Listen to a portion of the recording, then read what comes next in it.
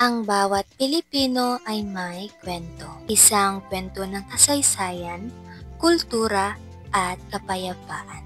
Isang paglalakbay na bumabalik sa ating pinagmulan at humuhubog sa ating kinabukasan. Matagal bago dumating ang mga mananakop.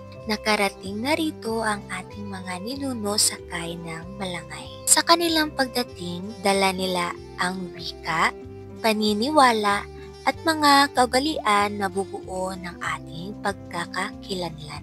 Ang kanilang pakikipag-ugnayan sa kalikasan, sa dagat at kabundukan ay naging pundasyon ng ating buhay. Sa bawat palayok na kanilang hinuhubog, sa bawat palayan na kanilang itinayo, at sa bawat awit na kanilang inawit, nagsimula ang mahabang kwento ng sambayanang Pilipino. Sa kabila ng iba't ibang impluwensya, nanatili ang ating mga halagang Pilipino. Ang kapwa, pagkilala sa ating ugnayan na tayong lahat ay magkakaugnay. Ang bayanihan, pagtutulungan sa oras ng pangangailangan, simbolo ng ating pagkakaisa. Ang ating sining, sayaw at wika ay patunay ng ating likas na pagkamalikhain. Sa tunog ng kulintang at gitara, sa galaw ng tinikling at singkil, sumasalamin ang ating pagkakakilanlan bilang isang bayan. Sa bawat pista, sa makukulay na palamuti at awitan, ipinagdiriwang natin hindi lamang ang kasiyahan, kundi pati ang ating samahan bilang mga Pilipino. Hindi madali ang daan tungo sa kapayapaan. Ngunit, sa pamamagitan ng ating tradisyon at dialogo, natututo tayong makinig, magpatawad, at magkaisa.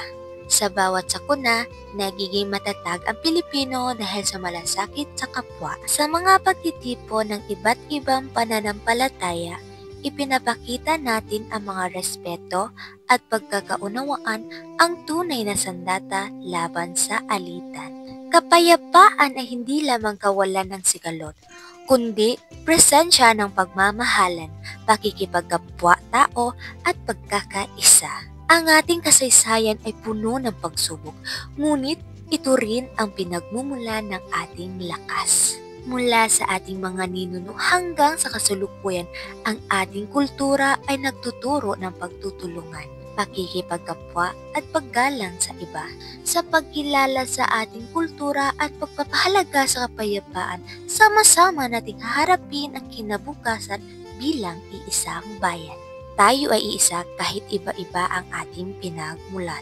Sa bawat ngiti ng isang Pilipino, makikita ang pag-asa na ang ating bukas ay magiging mas payapa, mas makulay, at mas magkaisa. Isang kwento ng pagkakaisa, isang kwento ng kapayapaan, at ang kwentong ito ay atin at magpapatuloy hanggat may pusong Pilipino na nagmamahal sa kanyang bayan.